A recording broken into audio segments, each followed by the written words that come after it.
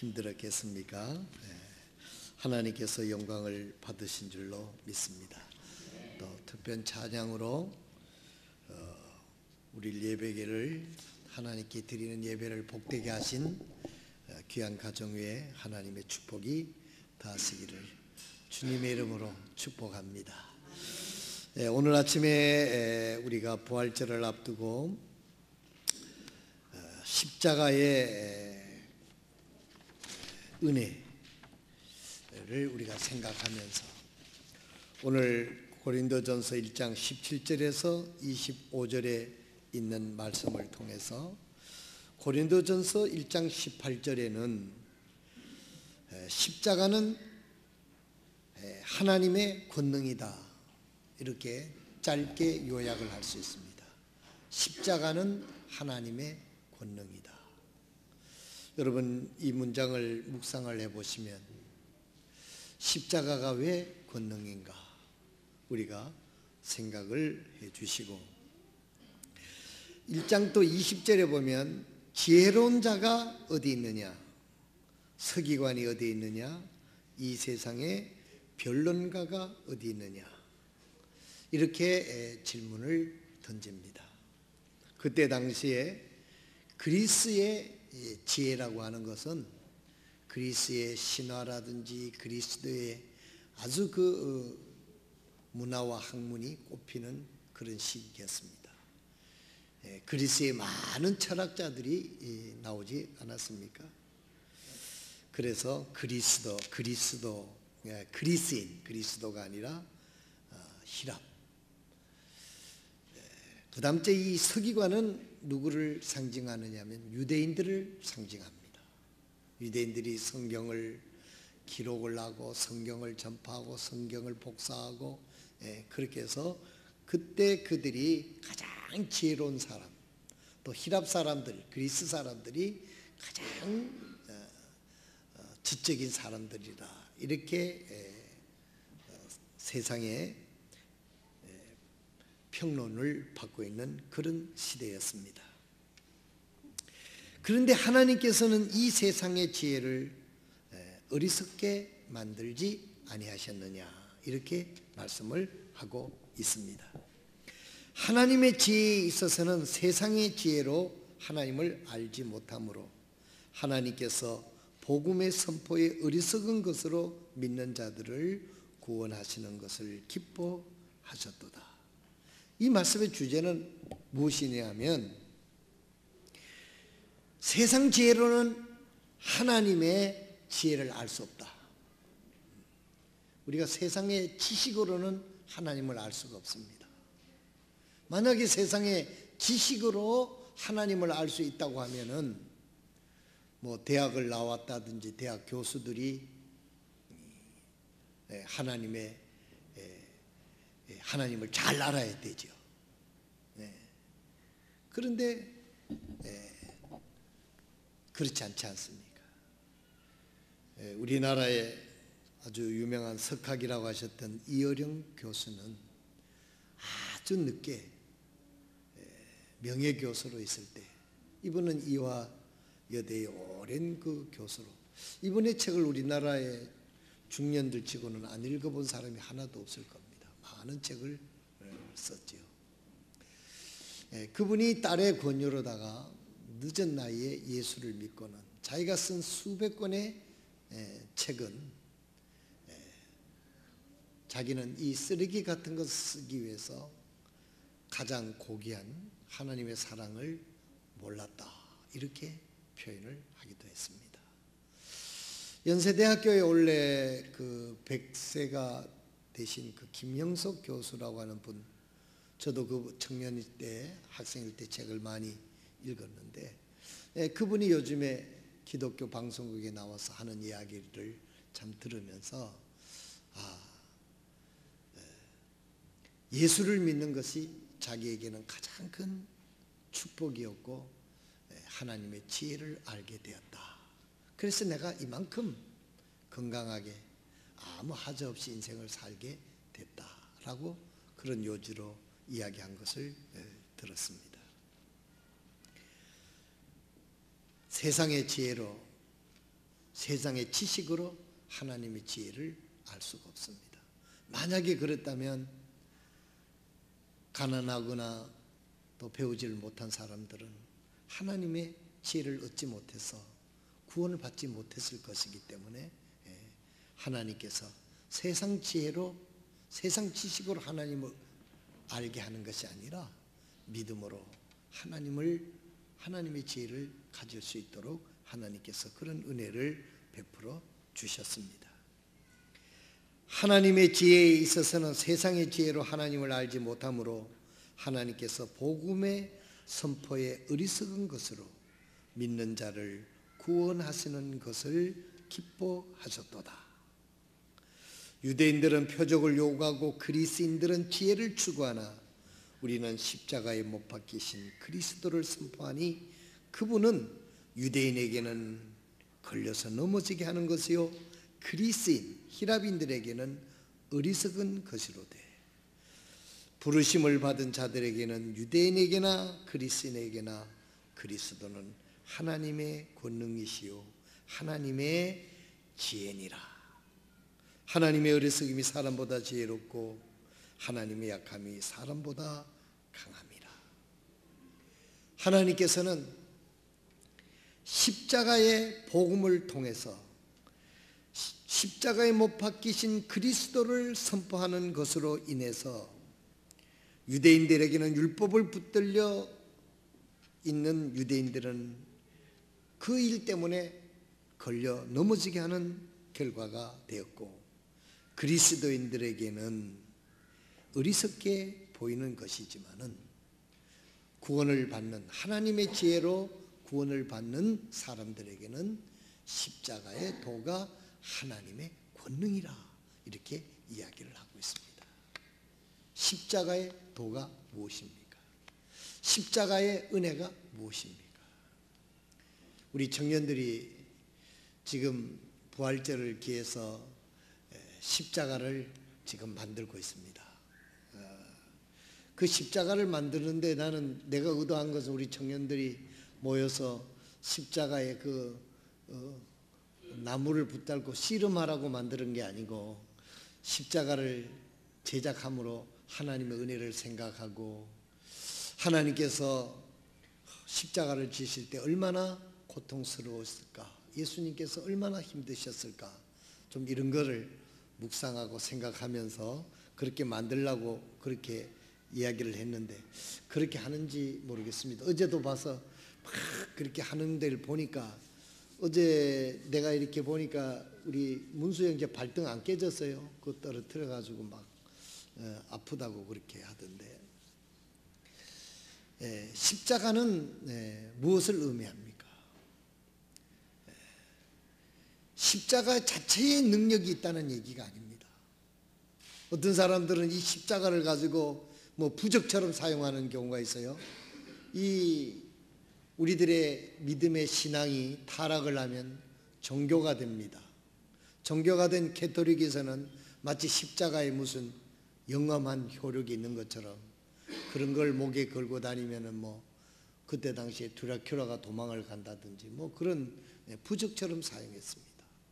우리가 이야기하는 십자가의 도는 그걸 얘기하는 것이 아닙니다. 십자가 자체의 능력이 있다는 얘기가 아닙니다. 그 십자가에 하나님의 아들이 이 땅에 오셔서 예수님이 하나님의 아들이 오신 날이 여러분들이 잘 아는 성탄절 아닙니까? 임마누엘, 하나님이 인간의 육체를 입고 이 땅에 오셨어요. 예수 그리스도이십니다. 그분께서 33년 반 동안 이 땅에서 우리와 함께 거하시다가 그분은 죄가 없으신 분이었잖아요. 죄를 알지도 못하는 분이었습니다. 하나님이셨으니까. 그 예수님께서 십자가에서 못 박혀 죽으셨다. 왜 그분이 십자가에 못 박혀 죽었는가? 그분은 죄가 없는 분이잖아요. 우리의 죄를 용서해 주시기 위해서, 우리의 죄를 사해 주기 위해서, 우리의 죄를 없애해 주는 길이 죄 없으신 하나님이 대신 십자가를 지시고 죽어주지 않고 형벌을 받지 않고는 인간이 죄를 용서함 받을 수 있는 길이 없었기 때문에 하나님께서 친히 그 아들 예수 그리스도를 이 땅에 보내주셔서 우리 죄를 담당해 주신 것입니다. 그래서 십자가에 도달하는 것을 우리가 묵상해야 될 것이 있다고 하면 이 십자가인 것입니다. 저 십자가에 내 죄가 하나님의 아들 예수 그리스도 우리 주님을 십자가에 못 박혀 대신 고통 중에 죽게 하셨다. 오늘 우리 그리스도인들은 이 하나님의 은혜의 십자가를 묵상함으로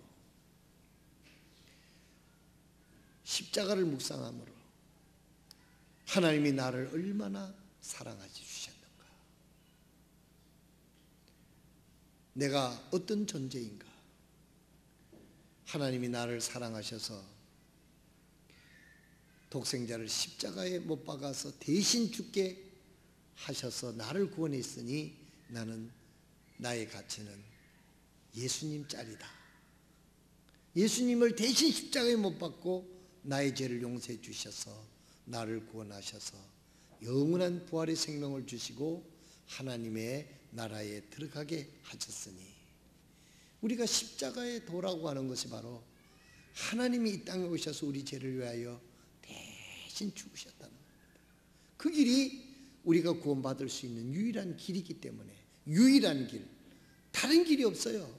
히브리서 4장 12절에 다른 이로서는 구원을 얻을 수가 없다 그랬어요. 천하 인간에게 구원을 얻을 만한 다른 이름을 주시지 않으셨다 그랬습니다. 오직 예수 그리스도 그분만을 통해서만, 그분이 십자가에서 우리 죄를 대신 지고 죽으셨기 때문에, 하나님이시기 때문에, 죄 없으신 분이기 때문에 그분만을 통해서 우리가 구원받을 수 있는 것이 하나님께서 우리를 구원해 주시는 유일한 길입니다. 그래서 예수님께서 요한복음 14장 6절에 생전에 예수님께서 육신을 입고 있을 때 제자들에게 말씀하셨습니다. 내가 곧 길이다. 내가 곧 길이고 내가 생명이고 나로 말미암지 않고는 하나님 아버지께로 갈 자가 없느니라. 그래서 예수님이 이 땅에 오셨고, 그래서 예수님이 십자가에서 처절하게 피 흘려 죽으셨던 것입니다. 오늘 우리 그리스도인들은 무엇보다도 십자가의 은혜를 깊이 묵상하게 될 때 우리가 변화됩니다. 하나님의 은혜로 우리가 새로워집니다. 그런데 오늘 이 십자가의 은혜가 사라지고 십자가의 은혜를 우리가 권능의 역사를 잊어버리고 있기 때문에 우리의 삶에도 변화가 일어나지를 않게 되는 것으로 생각합니다. 우리는 지식이 꼭 능력으로 생각하고 돈이 능력으로 생각하고 지위가 능력으로 생각하는데 주님은 그렇지 않습니다. 그런 것들이 아무리 훌륭하다 하더라도 우리 죄를 없이 하지 못합니다. 우리를 구원하지 못합니다. 우리를 하늘나라로 데려가지 못합니다. 우리 죄를 용서함밖에 하지 못합니다. 오직 예수 그리스도만이, 십자가에서 피 흘려 돌아가신 예수 그리스도, 그분만이 우리 죄를 사하실 수 있고 우리에게 영원한 생명을 주실 수 있기 때문에 우리는 그분이 귀한 분이고 그분이 능력이고 그분이 권능이라고 말씀하고 있습니다. 십자가를 선포함이 멸망하는 자들에게는 어리석은 것이로되 구원을 받는 우리에게는 하나님의 권능이라. 예수님이, 하나님께서 예수님을 이 땅에 보내주셔서 십자가에서 우리 죄를 대신해 죽으시지 않으셨다면 우리는 구원받을 길이 없어요. 영원히 죄로 말미암아 저주를 받아서 영원한 지옥 형벌을 받아야 마땅했던 것입니다. 사랑하시는 성도 여러분, 우리 늘 그래야 되지만은 부활절을 2주 앞두고 우리는 다시 한번 십자가의 은혜를 묵상하는 성도들이 되시기를 바랍니다. 내가 어떻게 구원받았는가? 내가 구원받기 위해서 하나님은 어떤 희생을 치르셨는가? 예수님은 이 땅에 오셔서 십자가에 매달려 죽으시면서 그 수많은 군중들이 그를 조롱하면서 내가 만약 하나님의 아들이면은 그 십자가에서 내려와서 너도 구원하고 우리를 구원하라고 하는 그런 유혹 섞인 야유를 보내고 유혹하게 될 때 천지 만물을 지으시고 수천 수만 명을 단번에 없애버릴 수 있는 능력을 가지고 있는 하나님이셨지만은 끝까지 거기서 견디셔서 십자가에 못 박혀 죽으신 것은 바로 나 같은 죄인을 구원하시기 위해서 주님께서 그곳에서 그 고통을 다 당하시지 않았습니까? 여기서부터 우리가 변화가 일어나는 것입니다. 내가 이런 예수 그리스도의 십자가의 고난을 통해서 내가 제사함을 받고 새 생명을 받고 하나님의 자녀가 되었다면 그러면 나는 이제는 어떻게 살 것인가? 여기에 변화가 일어나게 되는 것입니다. 하나님의 권능이다.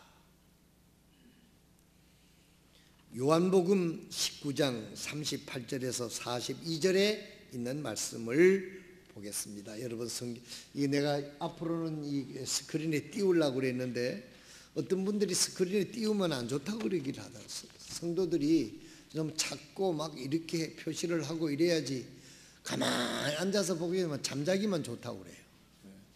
그래서 요한복음 19장 38절에서 42절 한번 찾아서 보겠습니다. 여기에 한 사람이 나옵니다. 이름은 요셉이라고 하는 사람이 나옵니다. 성경에는 요셉이라는 이름이 많이 나와요. 그런데 그 중에서 오늘 요한복음 19장 38절에서 42절에 나오는 이 사람은 38절에 나오는 이 사람은 요한복음 19장 38절입니다. 한 절만 찾아 읽겠습니다. 이 사람은 아리마대에 사는 요셉이에요.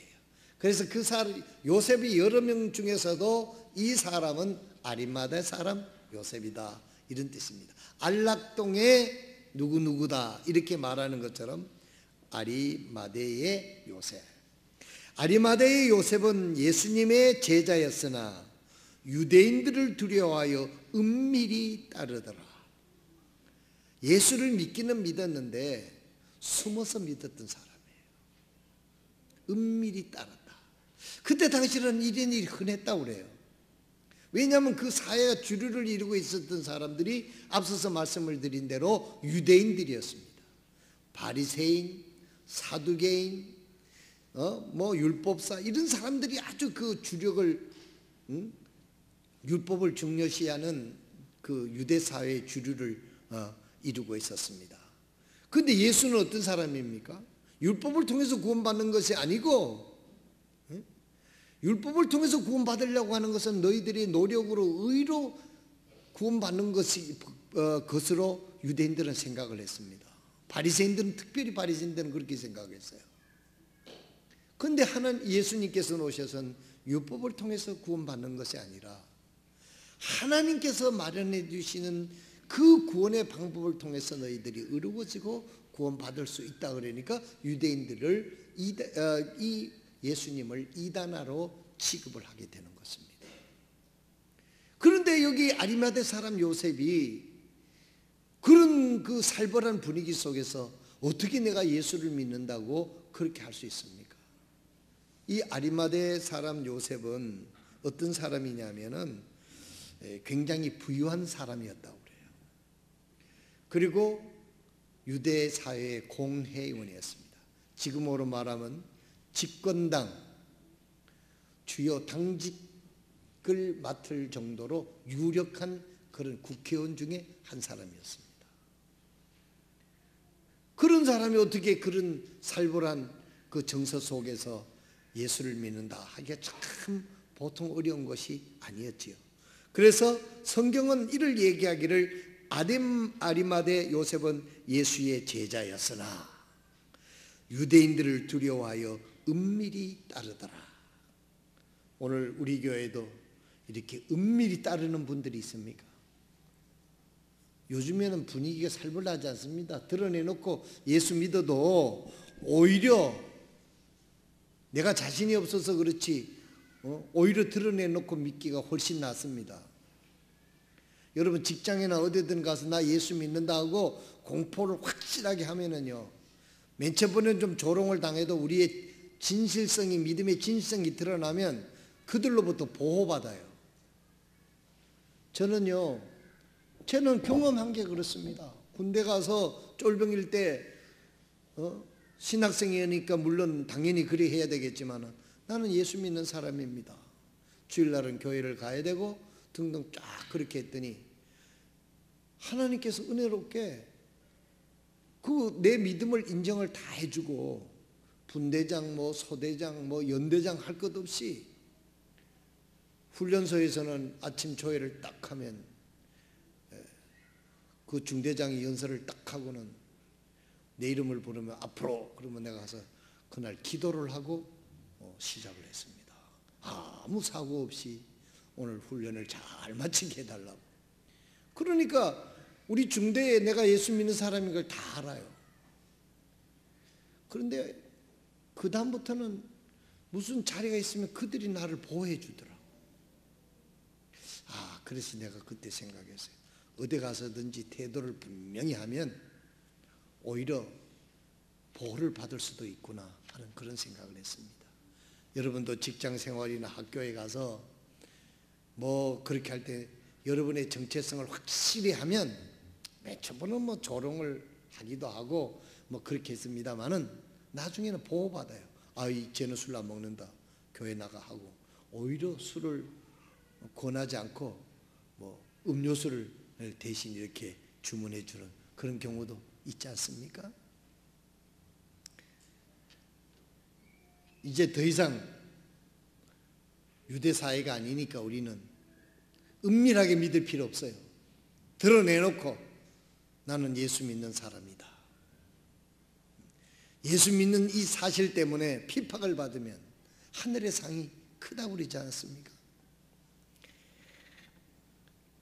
오히려 내 믿음에 자신이 없으니까 숨기려고 그러지 핍박 때문에 숨기려고 하는 경우는 요즘 사회는 별로 없는 것 같습니다.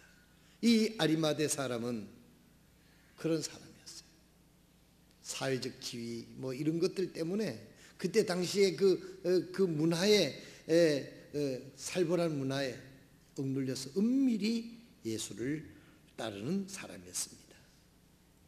그런데요, 거기 보면 2일 후에 그가 빌라도에게 간청하여 자기가 예수의 몸을 가져갈 것을 구하매 빌라도가 허락하니 그러므로 가서 예수의 몸을 가져가니라 그랬어요. 이 사람에게 사건이 달라진 거예요. 뭐라고 그러냐면 2일 후에라 그랬어요. 2일 후에.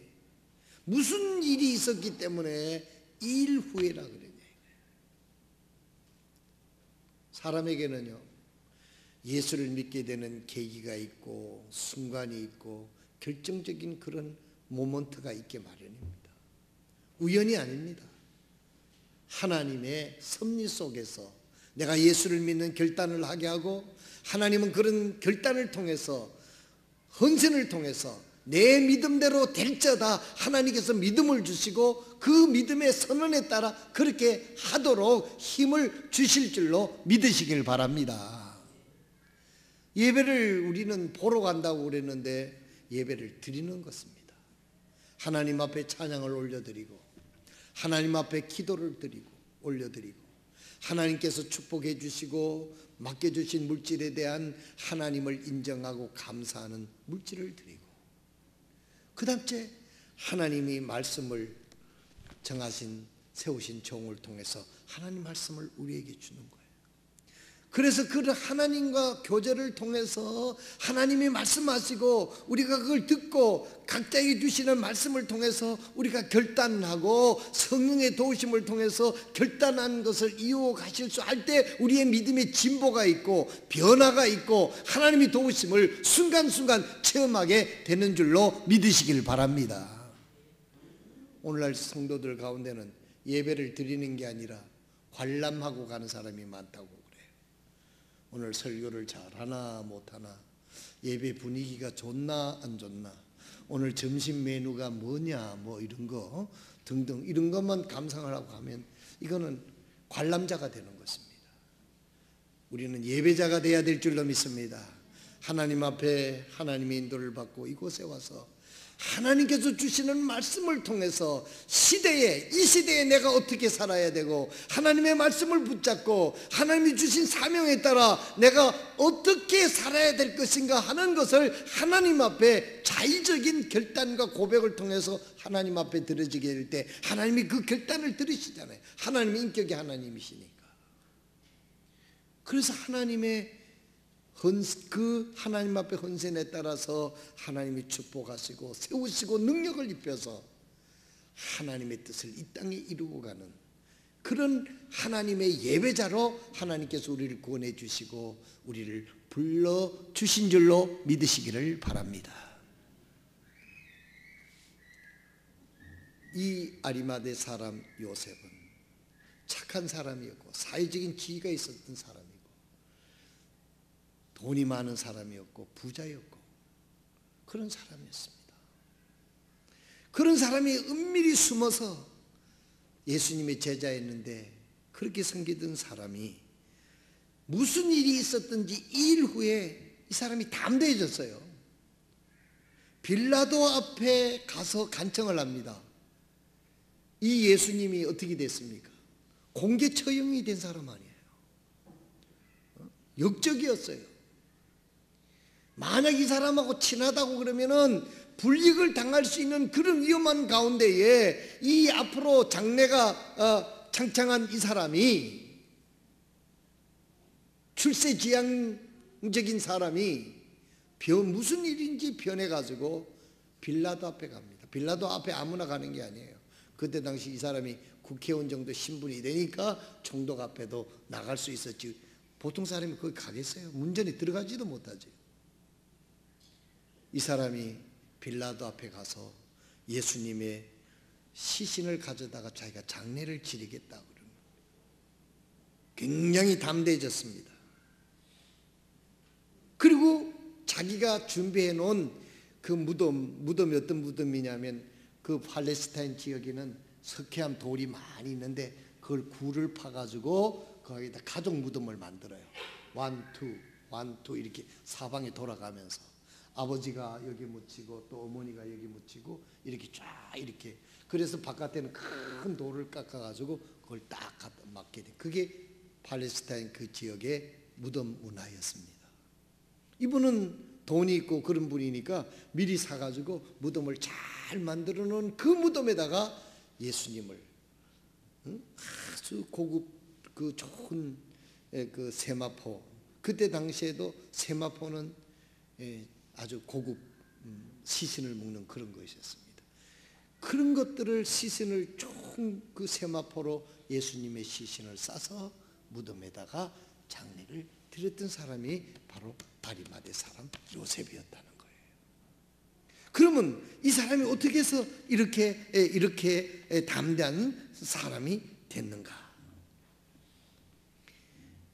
2일 후에 이 사람은 변했습니다.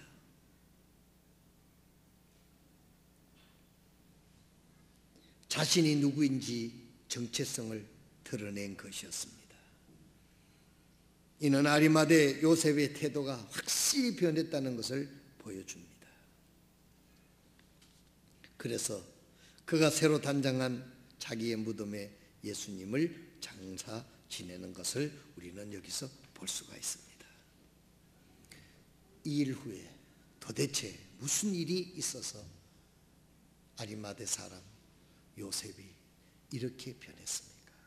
숨어서 자기 이득만 따지고 기회주의적이었고 출세지향적이었고 이랬던 사람이 그런 거 상관없이 담대하게 빌라도 앞에 가서 예수님의 시신을 달라고 그러고 자기가 그렇게 아끼던 그런 그 무덤에다가 예수님의 시신을 잘 장례 지냈는데 이것은 완전히 변한 것이었습니까? 어떤 혹자는 말합니다. 이는 부활하신 예수님을 아리마대 사람은 많은 제자들은 부활하신 예수님을 만난 다음에 변하지 않았습니까? 담대해지지 않았습니까? 베드로 같은 사람들도 뭐 고기 잡으러 갔다가 예수님을 다시 만나가지고 그 신앙이 새로워졌잖아요. 엠마오로 가던 두 제자들도 실망해서 갔었습니다. 예수님이 죽은 게 끝난 줄 알고. 대개 예수님의 제자들은 부활하신 후에 예수님이 40일 동안 이 땅에 계시면서 11번 다른 장소에서 만나서 부활하신 예수님을 만나줌으로 부활하신 예수님을 만나고는 그들이 완전히 담대한 신앙으로 변했는데, 아림마대 사람은 예수님의 부활을 보기 전에 아림마대 사람은 변했다는 거예요. 이게 특별하다는 겁니다. 이 아리마대 사람은 예수님께서 죽은 상태로 있을 때 예수님의 그 십자가를 지시고 죽으러 가는 그 모습, 예수님이 끝까지 십자가에서 내려오시지 아니하시고 예수님이 십자가에서 7마디를 하셨는데 그 중에 예수님께서 이런 말씀하셨어요. 예수님을 십자가에 못 박으라 그러고 만약에 네가 하나님의 아들이면은 너 자신을 구하고 우리도 구원해봐라. 그러면 우리가 믿겠느라. 굉장히 합리적인 질문을 하는 것 같았습니다. 그럼에도 불구하고 예수님은 꼭 참고 십자가에서 이렇게 기도합니다. 하나님, 저들을 용서해 주십시오. 저들은 저들이 하는 일을 알지 못합니다. 그리고 예수님은 요한복음에 보면 다 이루었다. 그 말씀을 마치고 운명하셨다. 완전히 죽으셨다. 성경에 그렇게 기록을 했습니다. 아리마대 요셉은, 많은 제자들은 예수님이 부활하신 예수님을 만난 다음에 변화됐지만 여기 아리마대 요셉은 예수님이 십자가를 지시고 신문을 받으시고 십자가를 지시고 운명하시는 그 예수님을 바라보고 거기에 있는 백부장과 같은 그 믿음으로 이 사람이야말로 진실로 하나님의 아들이었도다, 메시아였도다, 그리스도였다를 확인을 하고 그는 모든 것을 버려두고 예수님을 담대하게 따르기로 변하는 변화가 바로 십자가의 예수님의 죽음을 목격한 후에 이 아리마대 요셉은 변했다는 것입니다. 십자가는 변화하는 능력이 있습니다. 우리를 구원해 주시는 능력이 있습니다. 사랑하시는 성도 여러분, 여러분들이 이 세상에서 죽음을 두려워하지 않고 미래를 두려워하지 않고 하나님이 함께 하실 것을 믿고 하나님이 도우실 것을 믿고 하나님이 붙잡아 주실 것을 믿는다면 십자가의 은혜를 묵상하시기를 바랍니다. 아마 아리마대 요셉은 성경에 기록되어 있지는 않지만은 하나님의 아들 예수님이 나를 이렇게 사랑하셨구나. 이 세상에서 나를 위하여 십자가에 죽을 수 있는 사람이 예수님 위에 또 있단 말인가. 그는 그 예수 그리스도를 구주로 영접하고 제자가 된 것을 기뻐하면서 더 이상 이 세상에 어떤 것을 잃어도 아무 상관이 없다, 그렇게 생각했을 것입니다. 왜냐하면 예수님이 나의 구주이니까, 부활의 예수님이 나의 주인이시니까, 예수님을 통해서 새 생명을 얻었으니까. 여기에 있는 아리마대 사람 요셉은 변화가 됐던 거예요. 변화가 된 것이 행동으로 나타난 겁니다. 사람이 변하려면 영혼이 변해야 됩니다. 마음이 먼저 변해야 됩니다. 그래야 육체의 외향의 변화가 있는 거예요. 종교는 겉을만 변하려고 애를 쓴 때문에 세련되게 따듬기는 따듬어도 속은 냄새나는 것이 그대로 있을 수 있습니다. 예수님은 우리 마음에 오셔서 우리 죄를 먼저 씻어주시고, 예수님 우리 마음속에 계셔서 우리 속이 먼저 청소가 되고 깨끗해지는 거예요.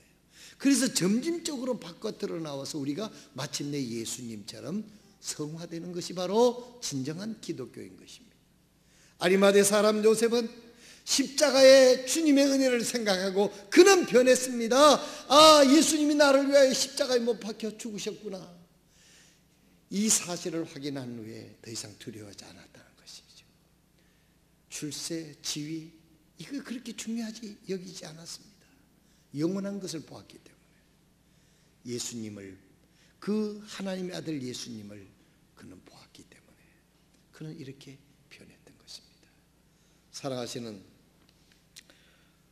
성도 여러분, 이번 한 주간 동안 우리가 주님의 십자가의 은혜를 묵상할 수 있는 은혜가 있기를 바랍니다. 세상의 지식으로는 하나님의 지혜를 얻을 수가 없습니다.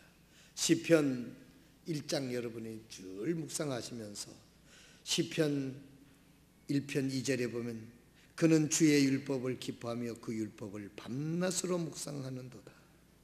그는 물가에 강가에 심은 나무 곧 제철의 열매를 맺는 나무 같으며 그의 잎사귀는 또한 시들지 아니로다. 그가 하는 것이 무엇이든지 형통하리로다.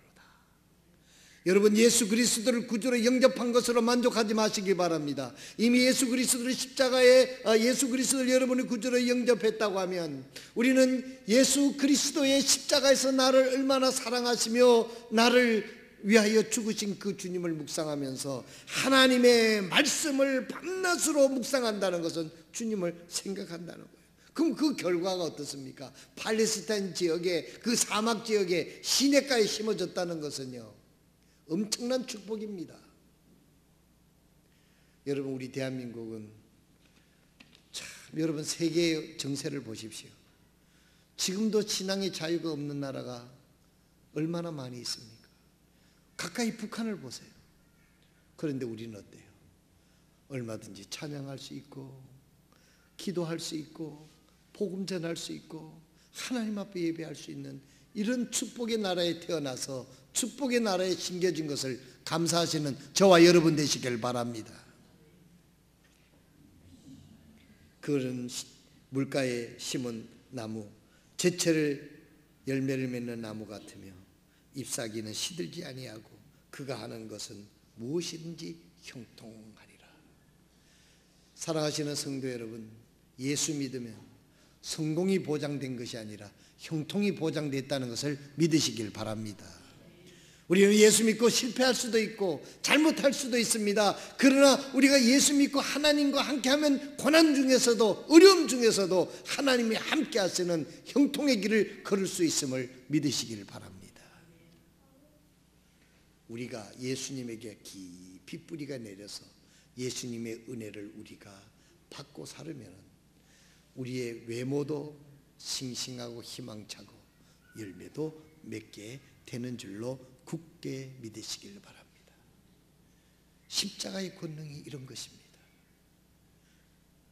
유대인들에게는 거지작거리는 방해거리가 되고 그리스도인들에게는 정말 어리석게 보이지만은 구원을 받는 우리들에게는 십자가는 하나님의 권능이다 그랬습니다.